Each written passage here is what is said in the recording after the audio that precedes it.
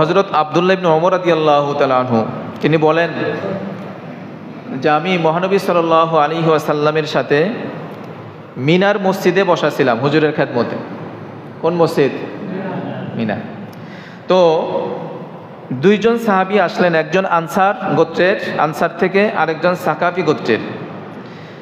দুইজন সাহাবী রাসূলের কাছে এসে কিছু জানতে চাইলেন। বললেন, ইয়া রাসূলুল্লাহ, আমরা আপনার কাছ থেকে কিছু জানতে এসেছি। নবীজি সাল্লাল্লাহু আলাইহি সাল্লাম বললেন, তোমরা যা জানতে এসেছো তা তোমরা প্রশ্ন করলে করতে পারো, অথবা প্রশ্ন না করলেও আমি উত্তরটা বলে দিতে পারি। সুবহানাল্লাহ। প্রশ্ন করলে করতে পারো, অথবা প্রশ্ন না করলেও তোমাদের মনের গহীনে যে প্রশ্ন লুকায়িত আমি সেই প্রশ্নের উত্তরটা বলে দিতে পারি। তো সাহাবা একরাম বললেন, ইয়া রাসূলুল্লাহ, তাহলে তো সেটা আরও অনেক বেশি ভালো হয়। তো নবীজি সাল্লাল্লাহু আলাইহি সাল্লাম বললেন, তোমরা হজ সম্পর্কে জিজ্ঞাসা করতে আসছো। বলেন, ইয়া রাসূলুল্লাহ, ঠিক। তো হজ সম্পর্কে তোমরা কি কি প্রশ্ন করতে আসছো? তোমরা হজ সম্পর্কে জানতে চাও, হজের জন্য যদি ঘর থেকে কেউ বাইর হয় তাহলে তার কি পরিমাণ সওয়াব হয়? তওয়াফের পরে 2 রাকাত নামাজ আদায় করলে কি পরিমাণ সওয়াব হয়? এটাও তোমাদের জিজ্ঞাসার মধ্যে রয়েছে। সাফা মারওয়া দৌড়াদৌড়ি করলে, সাই করলে কি লাভ হয়, কি সওয়াব হয় তোমরা জানতে চাও। আরাফার ময়দানে শয়তানকে পাথর নিক্ষেপ করলে কি সওয়াব হয় তোমরা জানতে চাও। কোরবানি করলে হজের সফরে কি সওয়াব হয়। তওয়াফে জিয়ারত করলে কি পরিমাণ নেকি হয়, সওয়াব হয়। এই বিষয়গুলো তোমরা জানতে চাচ্ছ, তাই না? তাহারা বলিল যে আল্লাহ তাআলা আপনাকে সত্য নবী, সত্য রাসূল হিসাবে পাঠিয়েছেন। এই প্রশ্নগুলোই আমাদের মনের মধ্যে ছিল। সুবহানাল্লাহ। তো আসলে আল্লাহ তাআলা তাদের মনের প্রশ্নগুলা আল্লাহ জানেন। তো আল্লাহ অন্তর্যামী, সবই জানেন। আল্লাহু আলিমুম বিজাতিস সুদূর। বান্দার মনের লুকায়িত সকল কথাই আল্লাহ পাক জানেন। ওমা তাসকুতু মিন ওয়ারাকাতিন ইল্লা ইয়া'লামুহা ওয়ালা হাববাতিন ফি যুলুমাতিল আরদ। গহীন জঙ্গলে কোনো গাছের পাতা পড়ে গেলে সেটাও আল্লাহ তাআলা জানেন। তো আল্লাহ জানেন এবং আল্লাহ তার নবীকে ফেরেশতার মাধ্যমে জানিয়ে দিয়েছেন যে আপনার কাছে 2 জন আসতেছে, ওনাদের মনে এই প্রশ্ন আছে। তো আল্লাহ জানায় দিয়েছেন, জানায় দেওয়ার পরে তোর গায়েব থাকে না, সেটা তো হাজির হয়ে গেল, প্রকাশ হয়ে গেল।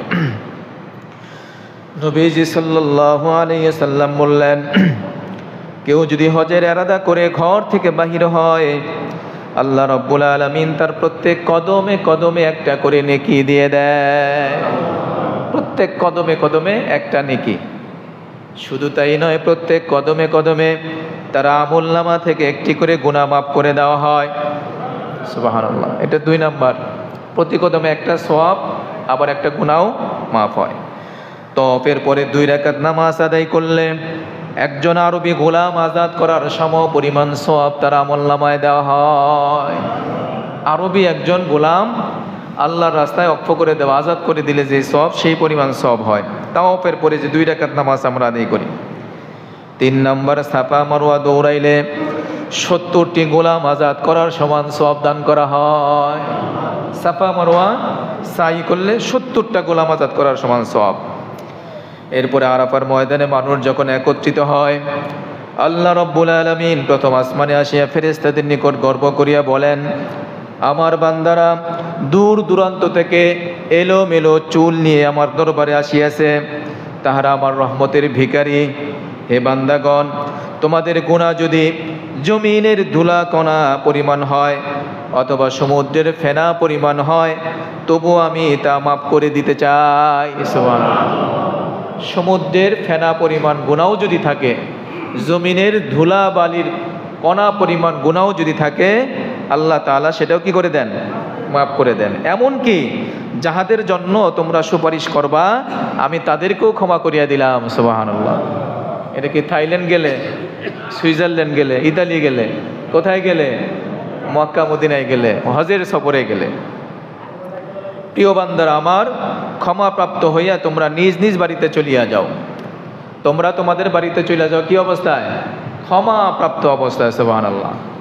এরপর নবীজি সাল্লাল্লাহু আলাইহি সাল্লাম বলেন, শয়তানকে পাথর মারার সওয়াব প্রত্যেক পাথর টুকরায় তাহাকে ধ্বংস করার উপযোগী এক একটা করিয়া পাপ মাফ করে দেওয়া হয়।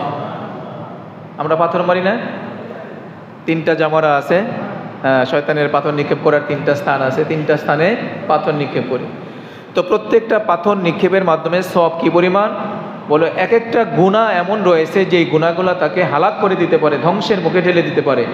এমন প্রত্যেকটা বান্দাকে এক একটা করে গুনাহ একটা পাথর নিক্ষেপের মাধ্যমে মাফ করে দেওয়া হয়। সুবহানাল্লাহ। আর বান্দা যখন কোরবানি করে, কোরবানির সওয়াব আল্লাহ রাব্বুল আলামিনের দরবারে তোমাদের জন্য জমা রয়। এটা অতিরিক্ত অ্যাক্সেস, হ্যাঁ, যদি শর্ট করে যায় কখনো তখন এটা দ্বারা কি করা হবে? পূরণ করা হবে। এহরাম খোলার সময় মাথার চুল কাটার মধ্যে যেই পরিমাণ চুল তোমাদের মাথায়, প্রত্যেকটা চুলের বিনিময়ে একটা করে নেকি, একটা করে গুনাহ মাফ করে দেওয়া হয়। সুবহানাল্লাহ। সব শেষে যখন জিয়ারত করে, তওয়াফে জিয়ারত করে, বান্দার আমল নামায় কোনো গুনাহই তখন থাকে না। সুবহানাল্লাহ। একজন ফেরেশতা তখন তার কাঁধে হাত বুলাইতে থাকে আর বলতে থাকে, তুমি এখন থেকে নতুন করে আমল শুরু করো, আজকে থেকে তোমার আমল নামা নতুন করে খোলা হচ্ছে, তুমি সাবধান থাইকো, নতুন করে কোনো গুনাহ টুনা না কইরা এই নিষ্পাপ অবস্থায় তুমি আল্লাহ তাআলার কাছে চাইলে ফিরে আসতে পারবা। সুবহানাল্লাহ। সম্মানিত হাজিরিন, হজের ফজিলতের শেষ নাই, অসংখ্য অগণিত ফজিলত রয়েছে। এই জন্য আমরা যারা হজ করতে এখনো পারি নাই, আমাদের মনের মধ্যে যেন প্রবল আকাঙ্ক্ষা থাকে, যেন তেন আকাঙ্ক্ষা না, ঠিক আছে সময় আসলে যাবনি, চাকরি শেষ হোক দেখবনি, ছেলে মেয়ের বিয়ে সাথে শেষ হোক পরে চিন্তা করবনি, এমনটি যেন না হয়। বরং যখন সুযোগ আছে, সুস্থ আছি অথবা হাতে টাকা পয়সা আছে, তখনই আমরা এই গুরুত্বপূর্ণ ইবাদতটা করার চেষ্টা করবো। আল্লাহ তৌফিক দান করেন, সকলে বলেন আমিন। সম্মানিত হাজিরিন, এবার আসুন আমরা আলোচনার মূল দিকে ঢুকে যাই। আল্লাহ রাব্বুল আলামিন কোরআনে হাকিমের মধ্যে বলেন, ওয়ালিল্লাহি আলান নাস হিজ্জুল বাইতি মান ইসতাতা ইলাইহি সাবিলা। ওয়ালিল্লাহি, আল্লাহর জন্য, আলান নাস, মানুষের উপরে দায়িত্ব হলো হজ্জুল বাইত, হিজ্জুল বাইত, হজের সফর করা, আল্লাহর ঘরকে তওয়াফ করার জন্য, জিয়ারত করার জন্য গমন করা। মান ইসতাতা ইলাইহি সাবিলা, যাদের যাতায়াতের সামর্থ্য আছে, শারীরিক সুস্থতাও আছে, কোনো বাধ্যবাধকতা নাই, না নিষেধ নাই, রাষ্ট্রীয় কোনো নিষেধাজ্ঞা নাই, এবং আর্থিক খরচ বহন করার মতো অ্যাবিলিটিও আছে, তাদের প্রত্যেকের উপরেই আল্লাহর জন্য হজ করা কি ফরজ। ওমান কাফারা ফাইন্নাল্লাহা গানিয়্যুন আনিল আলামিন। হ্যাঁ, যদি আল্লাহর এই আদেশকে কেউ অমান্য করে তো আল্লাহ তার থেকে অমুখাপেক্ষী, আল্লাহ পাক তার থেকে বেনিয়াস, আল্লাহ তার কাছে কিছু চায় এমন না, তার কাছ থেকে কিছু পাইতে হবে এমন না।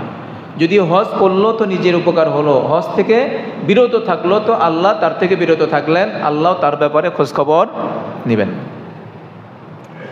এটা হলো আয়াত। হাদিসে পাকের মধ্যে বিশ্বনবী বলেন, মান মাতা ওয়া লাম ইয়াহুজ্জা ওয়া আলাইহিল হজ্জ ফালইয়ামুত ইন শাআ ইয়াহুদিয়্যা ওয়া ইন শাআ নাসরানিয়্যা।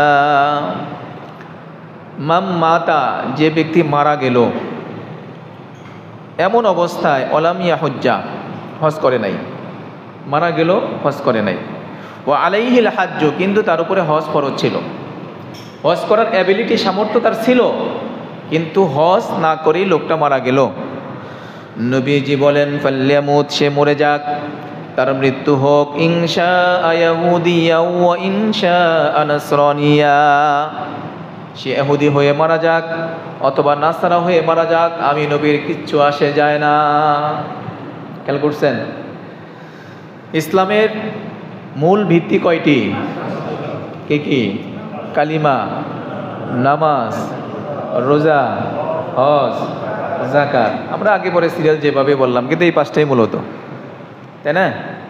তাহলে একটা ঘর দেওয়ার জন্য ইঞ্জিনিয়ার আপনাকে ড্রয়িং দিছেন, ফুটিয়ে দিলেন হলো 11টা বা 10টা, যে বিল্ডিং দাঁড়াইতে আপনার এই প্ল্যান অনুযায়ী 10টা খুঁটি লাগবে। তো আপনি আজ পর্যন্ত কোনোদিন একটা কম দিছেন? ইঞ্জিনিয়ার কইছে কোকা আমি একটা কমই দিন না, কম দিন নেই, দেও না কেউ, কারণ জানে ইঞ্জিনিয়ার বলছে না দিলে যে কোনো মুহূর্তে বিপর্যয় করতে পারে।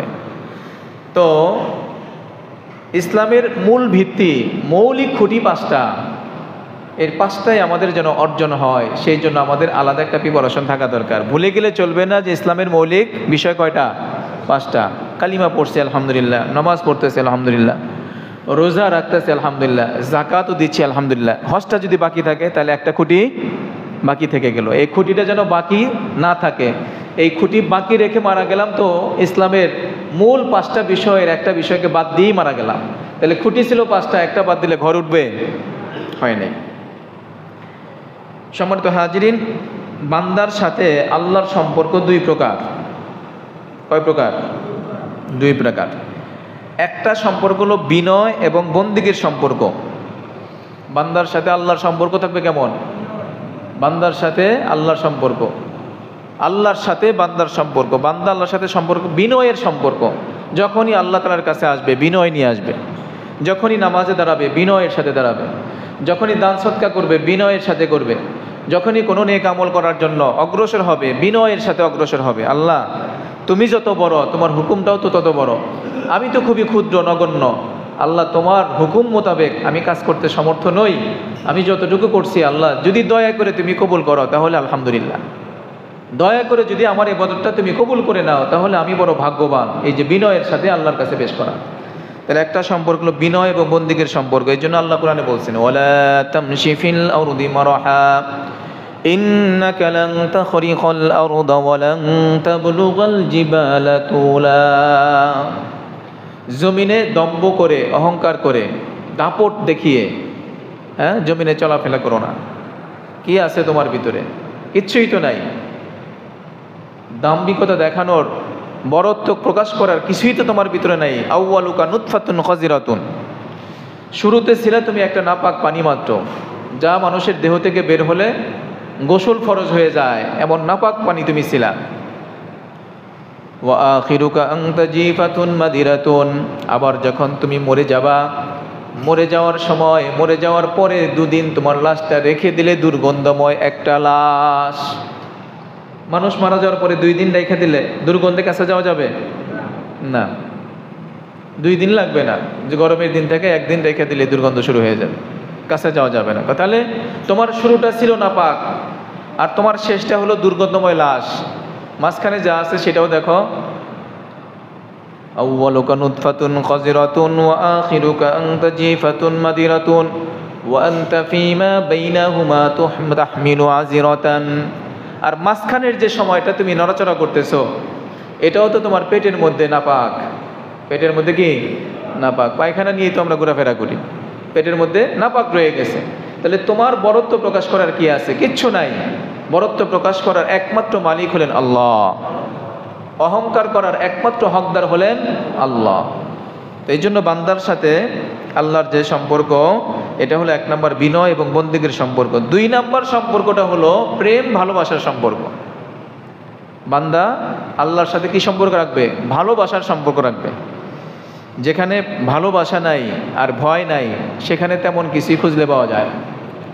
বান্দা আল্লাহকে ভয়ও করবে, বান্দা আল্লাহকে ভালোবাসবে। ভয় এবং আশা, ভালোবাসা, এই 2টাকে একত্র করে বান্দা যখন আল্লাহর কাছে আসবে, তো আল্লাহ তাআলার কাছে এটা খুব প্রিয়, খুব পছন্দের। আল্লাহ রাব্বুল আলামিন বলেন, আল্লাযীনা আমানু আশাদ্দু হুব্বান লিল্লাহ, যারা প্রকৃত ঈমানদার তারা আমি আল্লাহকে সবচাইতে বেশি ভালোবাসবে। নিজের সন্তানের চাইতে, নিজের পরিবার পরিজনের চাইতে, দেশ দেশের চাইতে, এমনকি নিজের জীবনের চাইতেও আমি আল্লাহকে যারা ভালোবাসবে তারাই প্রকৃত ঈমানদার। তাহলে আল্লাহর সাথে বান্দার 2 নম্বরের সম্পর্ক হলো ভালোবাসার সম্পর্ক। এই ভালোবাসার টানেই গোটা পৃথিবী থেকে পঙ্গপালের মতো হজের মৌসুমে আমরা কি করি? হজের জন্য ছুটে যাই। সম্মানিত হাজিরিন, এখানে আরেকটা বিষয় আমাদের মনে রাখা দরকার। আমরা যত ইবাদত বন্দেগী করি, এটা মৌলিকভাবে আমরা বিশ্লেষণ করলে পাই 3 প্রকার ইবাদত। একটা হলো শারীরিক ইবাদত, এই যে নামাজ পড়তেছি এটা শারীরিক ইবাদত, রোজা রাখতেছি শারীরিক ইবাদত, তাই না? শেষটাতে তাহাজ্জুদ পড়ি শারীরিক ইবাদত, কোরআন তেলাওয়াত করি শারীরিক ইবাদত। এটা হলো ইবাদতের একটা পর্যায়। আরেকটা হলো আর্থিক ইবাদত। আর্থিক ইবাদতের মধ্যে আমরা সদকাতুল ফিতর আদায় করি, যাকাত আদায় করি, সাধারণ দান আদায় করি, এগুলা হলো আর্থিক ইবাদত। তো হজ এমন একটা ইবাদত যেখানে শারীরিক এবং আর্থিক 2টার সমন্বয় ঘটে, 2টাকে একসঙ্গে করে, একসাথে করে। এই জন্য হজের সওয়াবটাও পরিমাণে বেশি। অন্য যে কোনো ইবাদত থেকে ফিরে আসলে একবারে মাসুম ঘোষণা করা হবে, এই ধরনের ঘোষণা কম। কিন্তু হজ যদি কারো কবুল হয়ে যায়, পরিপূর্ণ হয়ে যায়, তাহলে আল্লাহ তাআলা তাকে মাসুম ঘোষণা করেছেন। রাসূল আরবি সাল্লাল্লাহু আলাইহি সাল্লাম তাকে কি করছেন? মাসুম ঘোষণা করেছেন যে উনি নিষ্পাপ অবস্থায় ফিরে আসবে। কিসের থেকে? যদি হজ কবুল হয়ে যায়। সম্মানিত হাজির, এবার আসেন হজের আবেদনিক অর্থ, পারিভাষিক অর্থ কি? হজের আবেদনিক অর্থ হলো আল কসদু ওয়াল ইরাদাতু, ইচ্ছা পোষণ করা। হজ করব মানে আগে ইচ্ছা করতে হবে, এটা হলো হজ, ইচ্ছা পোষণ করা। পারিভাষিক অর্থ হলো জিয়ারাতু মাওযুইন মাখসুসিন বিআফআলিন মাখসুসাতিন ফি মুদ্দাতিন মাখসুসাতিন, অর্থাৎ নির্ধারিত সময়ে নির্ধারিত স্থানে নির্দিষ্ট কিছু কার্যাবলী সম্পাদন করার নাম হলো হজ। হজের জন্য সময় নির্ধারণ করা আছে। জিলহজ মাসের 8 তারিখ থেকে শুরু করে 12 তারিখ পর্যন্ত, বা 7 তারিখ থেকে শুরু করে 12 তারিখ 13 তারিখ পর্যন্ত, এই যে সময় নির্ধারিত, আমরা যেটাকে বড় হজ বলি। তো এই হজ, এটার প্রথম হলো সময় নির্ধারণ। এর আগে অথবা পরে যদি কেউ করে সেটা এই হজ হবে না, সাধারণ ওমরা হইতে পারে। দ্বিতীয় নম্বর, নির্ধারিত জায়গা। আপনি এই সময়ের মধ্যেই অন্য কোনো জায়গায় জিয়ারত করলেন, হজ হবে না। হজের নির্ধারিত জায়গায় যাইতে হবে। হজের জন্য মিনায় যেতে হবে, এরপরে আরাফায় যাইতে হবে, এরপরে মুজদালিফায় আসতে হবে, এরপরে জামারায় যাইতে হবে, তাওয়াফে জিয়ারতের জন্য বাইতুল্লাহ আসতে হবে। এই যে নির্ধারিত স্থানগুলা, এই নির্ধারিত স্থানে জিয়ারা করা, গমন করা এবং নির্দিষ্ট কিছু কাজ করা।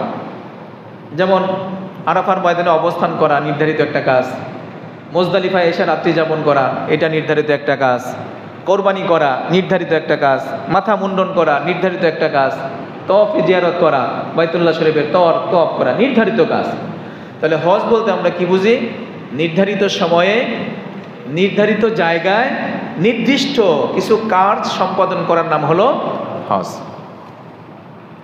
এবার আসেন হজে গমন করলে কি কি ফজিলত, তার একটা হাদিস তো আমরা লম্বা শুনছি, আরও কিছু হাদিস আমরা হজে গমনের ফজিলত সম্পর্কে শুনি। কারণ আমাদের অভ্যাস হলো যেখানে লাভ আছে সেখানে পাবলিক আছে, লাভ যেখানে নাই সেখানে কেউ কথা বলতেও রাজি না। যেখানে গেলে কোনো বেনিফিট হবে না এমন জায়গায় আমরা অনেক সময় মুখও খুলতে চাই না, চুপ করে বসে দিই। কথা খরচ করে লাভটা কি? লাভই যখন নাই কথা খরচ করবো কেন? এই জন্য কোন কোন ইবাদতের কি কি সওয়াব, কি কি ফজিলত, এগুলাও বিশ্বনবী সাল্লাল্লাহু আলাইহি সাল্লাম উম্মতকে ইবাদতের দিকে আকৃষ্ট করার জন্য বলে দিয়েছেন। আসুন আমরা সেখান থেকে শুনি। আল্লাহর হাবিব সাল্লাল্লাহু আলাইহি ওয়াসাল্লাম বলেন, তাবিউ বাইনাল হজ্জি ওয়াল উমরাতি ফাইন্নাহুমা ইয়ানফিয়ানিল ফাকরা ওয়াজ যুনুব। তাবিউ মানে বারবার করা, একবারই শেষ না, একবার শেষ না, বারবার করা। তাবিউ বাইনাল হজ্জি ওয়াল উমরাতি, তোমরা হজ এবং উমরা বারবার করো। এটা রাসূল উৎসাহ প্রদান করছেন। আমরা অনেকেই যে কৃপণ টাইপের যারা, তারা চিন্তা করবে হজ একবার খরচ করছি আর জীবনে যাব না, কি দরকার এতগুলো টাকা খরচ করা? এমনটি নয়, বরং বিশ্বনবী বললেন তাবিউ বাইনাল হজ্জি ওয়াল উমরা, হজ এবং উমরাকে তোমরা বারবার করো। কেন? ফাইন্নাহুমা ইয়ানফিয়ানিল ফাকরা ওয়াজ যুনুব, কারণ হজ এবং উমরার মাধ্যমে আল্লাহ তাআলা তোমাদের দারিদ্রতা দূর করে দেন। সুবহানাল্লাহ। দেখেন বলে কি, হজে গেলে আমরা বাহ্যিক দেখি টাকা পয়সা খরচ হয়, হ্যাঁ, আগে 2.5 লাখ 3 লাখ 4 লাখ ছিল, এখন তো 6 লাখের নিচে হচ্ছেই না। এতগুলা টাকা খরচ করতেছে, তারপরে আবার বলতেছে হজে গেলে কি হবে? দারিদ্রতা দূর হবে। বিষয়টা কি? আসলে আল্লাহ পাকের হিকমত বোঝা বড় মুশকিল, এটা বোঝা আমাদের সাধ্যের অনেক ঊর্ধ্বে। দেখেন আমরা যদি একটু পিছনে ফিরে যাই, আল্লাহ রাব্বুল আলামিন ইব্রাহিম আলাইহিস সালামকে কোনো সন্তানই দিলেন না দীর্ঘদিন পর্যন্ত, প্রায় 86 বছর পর্যন্ত তার কোনো সন্তানই নাই। আচ্ছা নাই তো নাই, ঠিক আছে, এরপর আল্লাহ দিলেন সন্তান। সন্তান দিয়ে সেটা আবার অর্ডার করলেন, বন্ধু আপনি তো সন্তান পাইছেন, এবার আমি দেখি কারে বেশি ভালোবাসেন, আপনি সন্তানকে বেশি না আমারে বেশি। তো আল্লাহ কি করতে হবে? সন্তান নির্বাসন দিয়ে আসা। কোথায়? এই মক্কা শরীফে। কোথায়? মক্কায়, যেখানে বাড়ি ঘর নাই, আবাদ বসতি নাই, জনমানবহীন প্রান্তর, গাছপালাহীন প্রান্তর, যেখানে শুধু মরুভূমি আর মরুভূমি, পাথর আর পাথর, এর বাহিরে যেখানে কিচ্ছু নাই, এমন একটা নির্জন স্থানে আল্লাহ তাআলা তার সন্তানকে কি করলেন? খলিলুল্লাহর সন্তানকে রেখে আসার জন্য অর্ডার করলেন। তো ওই সময়ে কে জানতো যে আল্লাহ এখানে এত বড় হিকমত রাখছেন, এই ইসমাইল আলাইহিস সালামের মাধ্যমে এখানে জমজম কূপ হবে, এখানে আল্লাহর ঘরের আবাদ হবে, আল্লাহর ঘরকে জিয়ারা করার জন্য গোটা পৃথিবী থেকে মানুষরা এখানে ছুটে আসবে। কে জানতো এই হিকমত? আল্লাহর হিকমত বোঝা সাধ্যের অনেক বাহিরে। এই জন্য আমরা ইমানদার যারা বলি, আল্লাহ আপনি যখন যেভাবে রাখেন আলহামদুলিল্লাহ, আল্লাহ যখন খেয়ে থাকি তখনও আলহামদুলিল্লাহ, যখন না খেয়ে থাকি তখনও আলহামদুলিল্লাহ, আল্লাহ যখন আপনি সুখে রাখেন তখন আলহামদুলিল্লাহ, যখন দুঃখে থাকি তখন আলহামদুলিল্লাহ, আল্লাহ যখন আপনি আমাদেরকে সুস্থ রাখেন তখন আলহামদুলিল্লাহ, যখন আমরা অসুস্থ থাকি তখন আলহামদুলিল্লাহ। আল্লাহ যে অবস্থায় আপনি আমাদের রাখেন, আল্লাহ আপনার শুকরিয়া, যেটা রাখেন সেটাই আমাদের জন্য মঙ্গল। আল্লাহর হিকমত কেমনে বুঝবো আমরা? বোঝার সাধ্য আছে আমাদের? তো ইব্রাহিম আলাইহিস সালাম সন্তান নিয়ে রেখে আসলেন, সেই এলাকা আবাদ হলো, সেখানে পিতা পুত্র দুইজনে মিলায় ঘর বানাইলেন। ইব্রাহিম আলাইহিস সালাম, ইসমাইল আলাইহিস সালাম, একজন হেড মিস্ত্রি, একজন যোগালী, দুইজনে মিলায় ঘর বানাইলেন। ইঞ্জিনিয়ার লাগে না, ইঞ্জিনিয়ার লাগছে। জিবরাইল ফেরেশতা ইঞ্জিনিয়ারের ভূমিকা পালন করছেন। আসলে এই ঘর সম্পর্কে আমরা অতীতে যেটা বলেছিলাম যে আল্লাহ রাব্বুল আলামিন আদম আলাইহিস সালামের সৃষ্টিরও 2000 বছর পূর্বে কুন ফায়াকুনের মাধ্যমে এই বাইতুল্লাহ শরীফের এই ঘরকে নির্মাণ করিয়েছেন। সুবহানাল্লাহ। আদম আলাইহিস সালামের সৃষ্টিরও পূর্বে কোন কোন বর্ণনায় পাওয়া যায় কুন ফায়াকুনের মাধ্যমে আল্লাহ সৃষ্টি করছেন। আরেকটা বর্ণনায় পাওয়া যায় আদম আলাইহিস সালাম সৃষ্টির পূর্বে 2000 বছর পূর্বে ফেরেশতাদের মাধ্যমে আল্লাহ এই স্থানেই একটা ঘর নির্মাণ করছিলেন পৃথিবীর মানুষের ইবাদত বন্দেগী করার জন্য। এরপরে আদম আলাইহিস সালাম সৃষ্টি করছেন, এরপরে ঈসা আলাইহিস সালাম সৃষ্টি করছেন, এরপরে ধারাবাহিক যুগে যুগে ওই একই স্থানের মধ্যেই ওই ঘরটাকে বারবার মেরামত করা হয়েছে, নতুন স্থাপন করা হয়েছে, সংস্কার করা হয়েছে। তো নূহ আলাইহিস সালামের প্লাবনের পরে যখন এটা একটু নষ্ট হয়ে গিয়েছিল, চিহ্ন প্রায় মিটে গিয়েছিল, ওই সময় আল্লাহ রাব্বুল আলামিন তার খলিলকে দিয়া আবার সন্তানকে আগে পাঠাইলেন ওখানে। এরপরে সন্তান যখন 12-13 বছর বয়স উপনীত হয়েছে, এবার এই সন্তানকে দিয়া আর বাবাকে দিয়া আল্লাহ ঘর নির্মাণ করাইলেন। সুবহানাল্লাহ। ঘর বানায়া ইব্রাহিম আলাইহিস সালাম বলেন, আল্লাহ এখানে তো কোনো মানুষজনই নাই, এই ঘর যে বানাইলাম এই ঘর আবাদ করবো কারা? আল্লাহ বললেন যে আপনি একটা আওয়াজ দিয়ে রাখেন, একটা ডাক দিয়ে রাখেন, ওয়াজ্জিন ফিন্নাস বিল হাজ্জি ইয়াতুকা রিজালান ওয়া আলা কুল্লি দামিরিন ইয়াতিনা মিন কুল্লি ফাজ্জিন আমিক। আপনি একটা আজান দিয়ে দেন, আপনি এই ঘরকে জিয়ারত করার জন্য একটা আহ্বান করে রাখেন। তো তাফসীরের কিতাবের মধ্যে লেখে ইব্রাহিম আলাইহিস সালাম সেদিন আহ্বান করেছেন, এই যে আয়াত পড়লাম এই আয়াতের ব্যাখ্যায়, এবং সেই আহ্বানকে আল্লাহ তাআলা যাকে যতবার শোনার তৌফিক দান করেছেন সে ততবার হজে গমন করবে। সুবহানাল্লাহ। রূহের জগতে যারা ছিল আল্লাহ তাদেরকেও শোনার সুযোগ করে দিয়েছেন। যারা যতবার শুনেছে আহ্বান তারা ততবার কি করবে? হজ করবে। তো আল্লাহ তাআলার হিকমত কে বুঝবে? যেখানে মানুষ নাই, বাড়ি নাই, ঘর নাই, সেখানে মক্কার বিরান ভূমিতে, পাথরময় বালুকাময় ভূমিতে আল্লাহ এমন এক ব্যবস্থা করলেন যে গোটা পৃথিবী থেকে পঙ্গপালের মতো মানুষেরা ওই ঘরকে জিয়ারত করার জন্য বারবার ছুটে যাচ্ছে। এই জন্য এখানেও আমরা বাস্তবিক দেখতে পাচ্ছি যে হজে গমন করলে কিছু টাকা পয়সা খরচ হয়, প্রায় 6 লাখ, তো এটা জমাই দিতে হয়। আরও নিজের কিছু খরচ মিলা 7-8 লাখ 10 লাখ টাকাও কারো খরচ হয়ে যাচ্ছে। কিন্তু রাসূল আরবি সাল্লাল্লাহু আলাইহি সাল্লাম বললেন, তাবিউ বাইনাল হাজ্জি ওয়াল উমরা ফাইন্নাহুমা ইয়ানফিয়ানিল ফাকর ওয়াজ যুনুব। তোমরা বেশি বেশি হজ করো, উমরা করো, আল্লাহ তোমাদের দারিদ্রতা দূর করে দিবেন। সুবহানাল্লাহ। আবার দেখেন আরেক জায়গায় বলছেন আরেকটা কথা, ছেলে মেয়েদের বিয়ে শাদীর বেলায় যখন প্রাপ্তবয়স্ক হয়ে যায়, আমরা অনেকেই চিন্তা করি প্রাপ্তবয়স্ক হয়েছে কিন্তু ও তো উপার্জন করে না, ও খাবো কি? ও নিজে কি খাবে আর বিয়ে করলে বউরে কি খাওয়াবে?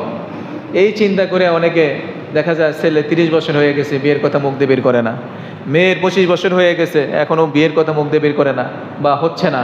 কিন্তু আল্লাহ তাআলা এখানেও হিকমতপূর্ণ একটা কথা বলছেন, ওয়ানকিহুল লায়ামা মিনকুম والصالحين من عبادكم وإمائكم إن يكونوا فقراء يغنيهم الله من فضله والله واسع عليم وأنكحوا الأيام منكم তোমাদের মধ্যে যাদের ছেলে মেয়ে বড় হয়ে যায়, সাবালিকা হয়ে যায়, সাবালক হয়ে যায়, প্রাপ্তবয়স্ক হয়ে যায়, তখন তোমরা তাদেরকে বিয়ে শাদীর ব্যবস্থা করে দাও। ইয়াকুনু ফুকরা, যদি তারা গরিব হয়, দরিদ্র হয়, টাকা পয়সা না থাকে, উপার্জনের কোনো ব্যবস্থাপনা নাও থাকে, ইউগনিহিমুল্লাহু মিন ফাদলি, আল্লাহ নিজ অনুগ্রহে তাদেরকে স্বাবলম্বী করে দিবেন। সুবহানাল্লাহ। নিজ অনুগ্রহে কি করে দিবেন? স্বাবলম্বী করে দিবেন। এটার যথার্থ প্রমাণ অনেকের কাছেই আছে, এখন আর ওদিকে যাচ্ছি না। তাহলে হজ উমরা করলে সম্পদ কমে যায় না সম্পদ বৃদ্ধি পায়? বৃদ্ধি পায়, যদি আমরা আমাদের সেই ইমানের হালতে থেকে আমল করতে পারি।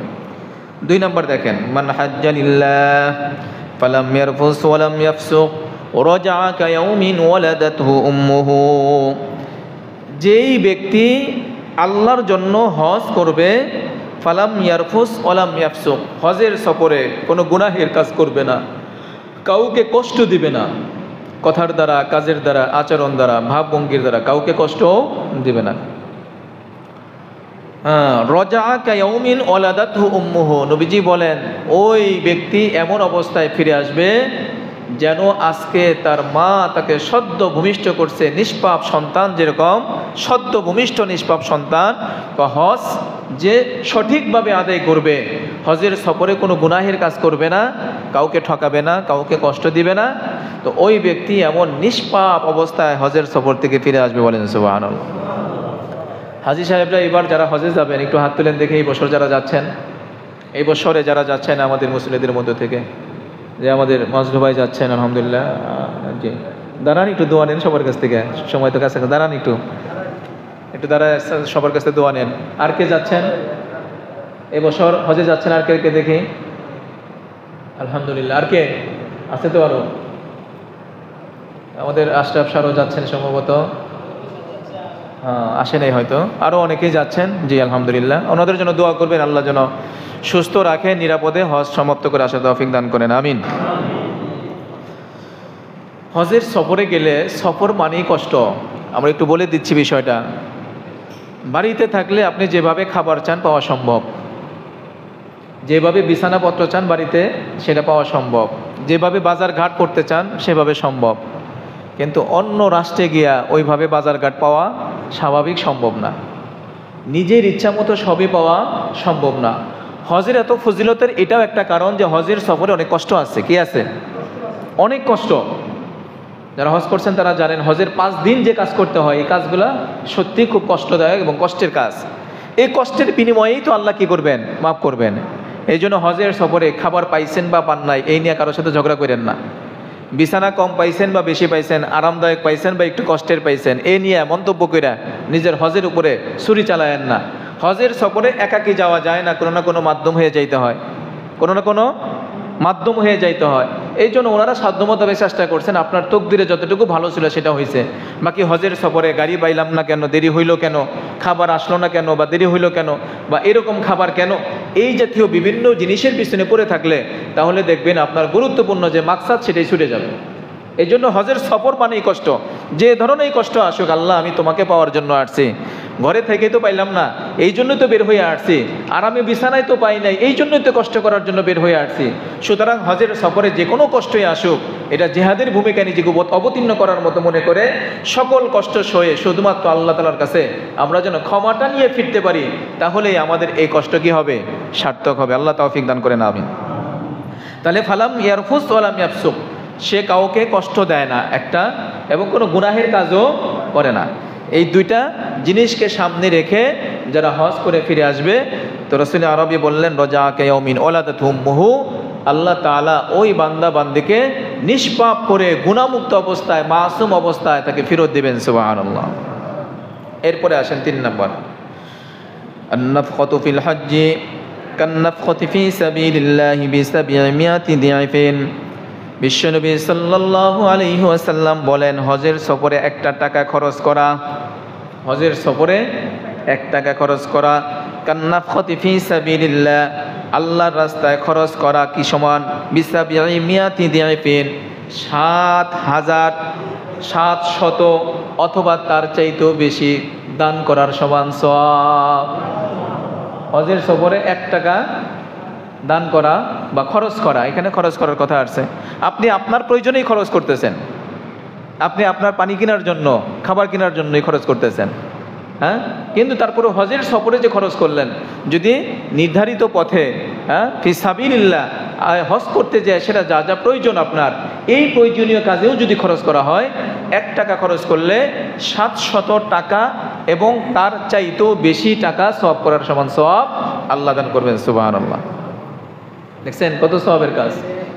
এরপরে আসেন আম্মা জান আয়েশা সিদ্দিকা রাদিয়াল্লাহু তাআলা আনহা থেকে বর্ণিত একখানা হাদিস।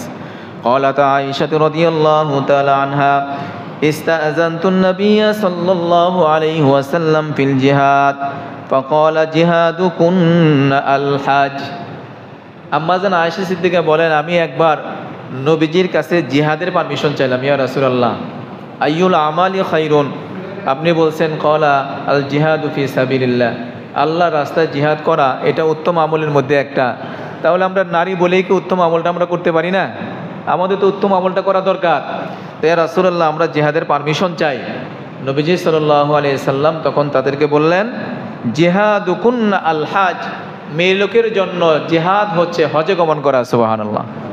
হজে গমন করলে জিহাদ করার সমপরিমাণ সওয়াব আল্লাহ পাক তার আমলনামায় লিখে দেবেন। সুবহানাল্লাহ। এই জন্য মা বোনদেরকেও হজের জন্য উৎসাহিত করবেন, যদি সামর্থ্য থাকে তাদেরকে সাথে নিয়ে যাবেন, তারাও হজটা করে আসুক। এই জন্য আমরা চেষ্টা করব। এরপরে আসেন, হজের সফরে গিয়ে যদি কেউ মারা যায় তাহলে তার কি ফজিলত, এটার আলাদা একটা ফজিলতের কথা আসছে। মান খরাজাল হাজ্জা ফামাতা কুতিবা লাহু আজরুল হাজ্জি ইলা ইয়াউমিল কিয়ামাহ। মান খরাজাল হাজ্জা, যে ব্যক্তি হজের সফরে বের হলো, ফামাতা, এরপরে কোনো কারণে সে মারা গেল, হ্যাঁ শেষ মারা গেছে, কিন্তু মারা গেল কোথায়? হজের সফরে মারা গেল। কুতিবা লাহু আজরুল হাজ্জি, তাহলে তার আমল নামায় হজের নেকি লেখা হতেই থাকবে ইলা ইয়াউমিল কিয়ামা, কিয়ামত পর্যন্ত। সুবহানাল্লাহ। দেখছেন কি